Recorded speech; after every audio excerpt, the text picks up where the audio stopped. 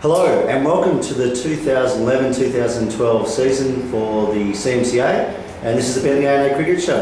And welcome Adam Nicholson. It's good to be back for another year, and it's good to be back as in the capacity as a player rather after than your observer from last year. That's right. It's good to be back, and 2 rounds in, and it's been good. It's been good to be back. Yeah. Look, it was a pretty tough first round for the club, particularly A&A, where we had 5 games and 5 losses. In particular, I guess we'll go through the first 11, A&A versus East Sandringham at King George. Yeah, look, it was we won the toss and bowl, but which was interesting in itself. Anyway, first game at your home ground, but look, we bowled really well, and we had them at one stage 5 for 80. Then Corby and Biggie says hello to him. Was surprised that we hadn't done a pre-season wrap-up. G'day, Biggie.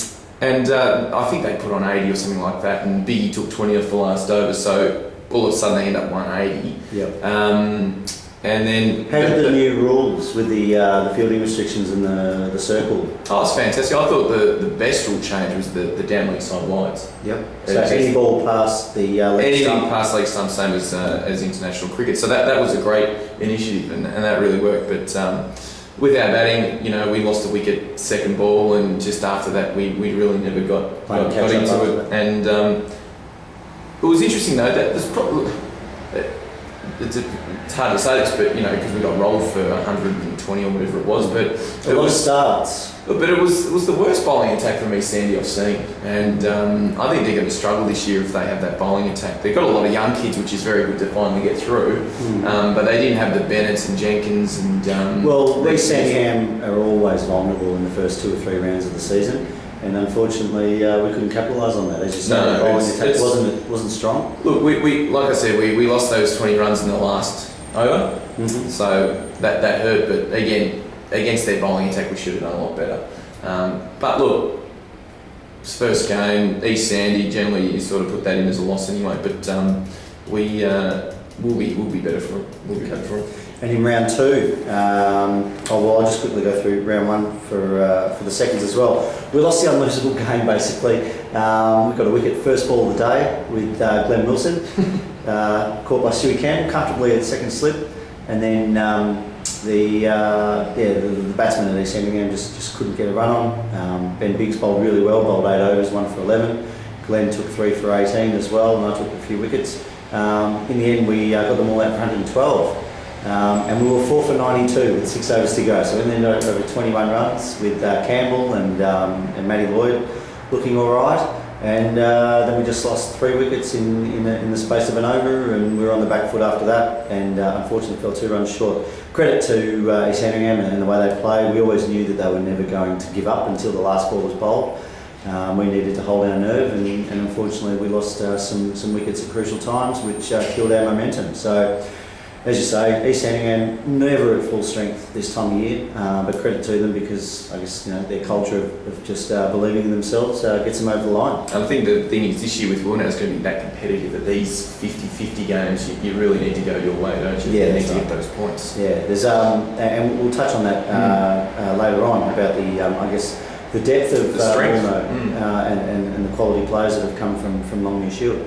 Thirds and fourths and fifths all lost as well, unfortunately.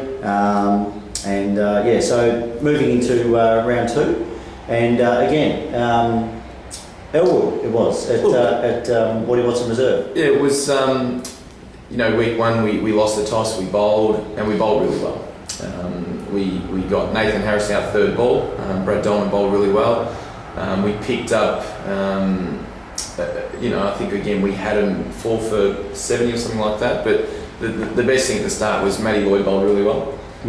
He got key wickets of their opener as well as Marshall, who I think had stars in his eyes. And to Biggsy's credit, he was going to take Matty off, and then he said, no, let's give him one more because I think Marshall's going to try and be a hero. It's interesting. With Matty playing. He's served a bit of an apprenticeship in the twos. So he's played 3 or 4 games in the seconds and earned his spot in the twos. Probably more so with his efforts with the ball, even though he does like to be a batsman first and foremost, as I guess most cricketers do. But Look, he's got good all-round capabilities and obviously very fit in the field. So And it's a good addition. he's a competitor, and Yeah. that's the good thing about it, and that's why he just kept attacking, and he got Marshall out. So, we got through the initial, generally you think of Wicket, Harris and Marshall, you're on your way. They got Jones in at 3, who batted quite well. He made 30 odd. But their best bat, I think, is the new Pom. They've got ST. Yeah. Good guy too. He made 40 odd. I think he's got shots all around the ground, but got a pretty good head on his shoulder. So you throw him in with Marshall, Nathan, Jones. They've got a pretty good top 5, Yeah. and they should do really well from that point of view this year. But I guess from a overall point of view, the 10th wicket stand is probably what. Look, there was a few things like on the first week we had a 9 for 140. Starts raining. The ball was just soap, and when the ball skids on, they were edgy and going through. So we bled a few runs on the first Saturday. 9 for 162 overnight. Yeah, so there's 20, and then they got another 20 in probably the first hour of the second week. Which, and there was another delayed start too, wasn't there? No, we started on time. Oh, did you? Yeah, no, we started on time. But look, to Rob Dahan's credit and the young opening bowler, they actually batted really well. They didn't do anything wrong. They gave a chance and we took it in the end. So, we're chasing, 182 instead of probably 150. Yep. Again, it got off to a bit of a slow start, but to guys like Frank and Brad Lovell put on a good partnership. Brad Lovell made 24, Frank made 29. Dave Fulco, top score with 32. He batted really well, Dave. And I don't think people appreciate how good he is because he hasn't been around for that long, because he's been in and out and had a few years off. So he looks good for a big year. Look, again, you sort of don't want to play Elwood because you get caught up in the Marshall Bunting game because he's the biggest drama queen on a cricket field I've ever seen. And it really distracts. You saw it last year. And you go there, they've got really good guys, Sammy and Nath Harris and these type of guys, but you end up getting drawn into just a game about Marshall, and he tries and controls, the umpires, and it was really childish, some of the stuff he was trying to pull.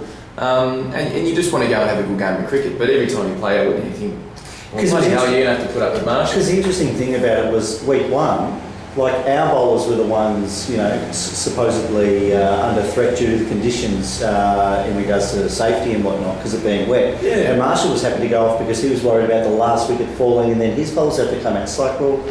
Yeah, well, again, it's just... Look, I don't want to get caught up in the Marshall Bunting game, but honestly, it's just some things defy logic what he does as a captain, but... again, it was... He is a very good kicker, and I guess that's why I would put up with it. Yeah, all right. But I'll tell you what, I wouldn't want to be a bowler there, like a young bowler, because you're not going to get a bowl. Because he's just going to, he bowls his 30 overs and, gets his 3 or 4 wickets a game and all the rest of it. But anyway, that's aside from that, the game was evenly poised, 7 for 140. We had Biggsy in because he had an operation during the week. And Matty Lloyd was in, so we were actually cruising. We were picking the 4 up and over, which we needed. But again, the heavens opened, and as soon as the umpire saw lightning, it was game over. So, look, we played a team that finished top 4 last year. We picked up 3 points, better than nothing. Yep. Look, again, it's good to see that we are bowling and being competitive in the field, especially when we haven't got our 2 best bowlers from last year in Razzie and Andy Lee. Those guys have come back this game, so it's going to strengthen our bowling attack. It's just obviously we just need to consolidate as a top 5, and if we can start getting some 50s and 60s and 70s from the top guys, hopefully 100, we're going to be a tough team. Yeah, look, we just need Biggsy and Red to show their form from the second half of last season. Obviously, Razzie coming back as well, yourself and Dave Fulco, and as you say, there's the nucleus just needs to happen on the field. Hopefully, I don't get given out of my pads again. Fucking 2 bodgies since. Oh, mate, that's good. Anyway, it was just good to see again Matty Lloyd and Dave doing really well. Excellent. And from a wickets point of view, Brad Diamond took 4. Yeah, he bowled really well. So good on him. And Brad Lovell, I think, bowled 20 overs and took 2 for 36, which is a great effort as well. Matty Lloyd took 2 wickets, and James Coyne took his first on-year wicket as well. Moving on to Warno Shield, and after the disappointment of losing by 2 runs against East Sandringham, we had a good day. We lost the toss and were thrown into bat, which is a godsend, particularly on Caulfield Cup Day when you know that the teams aren't at full strength in the field. And we had a great day, finishing on 321 all out in the 63rd or 64th over. With myself and Dave Marsh opening the batting, and we put on about 100 in the first 15 overs, which was a great start and never looked back. Dave Marsh, after making 42 against East Sandringham and 50 against Brighton Union, is looking great for a bloke who hasn't been able to train because he lives in Eltham now. Fantastic work, and he's looking $1 million. And it was great to be part of that opening partnership with Marshy. I finished on 71 after being dropped about 5 times, so as you say, you get your bad luck and you get your good luck.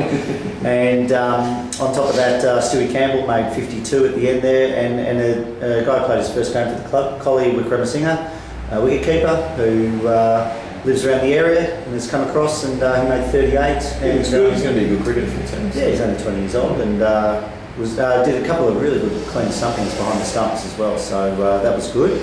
The Bartman made 27.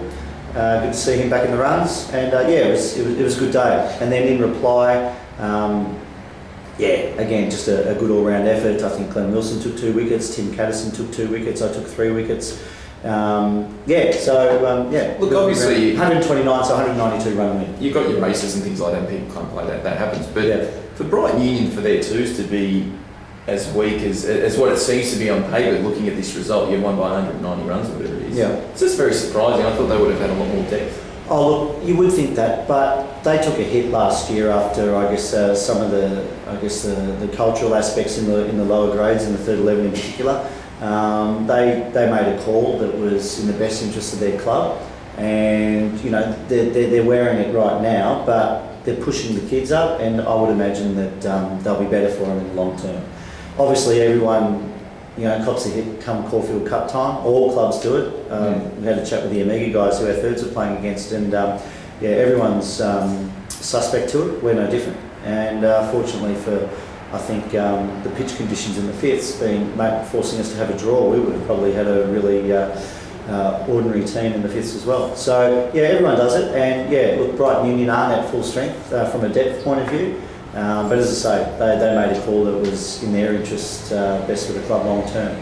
But so 1-1 for the twos, and it's nice to get a win on the board, considering it took us till round 10 to get our first win last season. That's good. In the thirds, they passed Omega 8 wickets down after getting all out for 116. Bob Dolman took 4 wickets, and A&A passed them, as I mentioned, 8 wickets down, and then lost a 9th wicket at the end there. But Cedric Jans top scored with 37.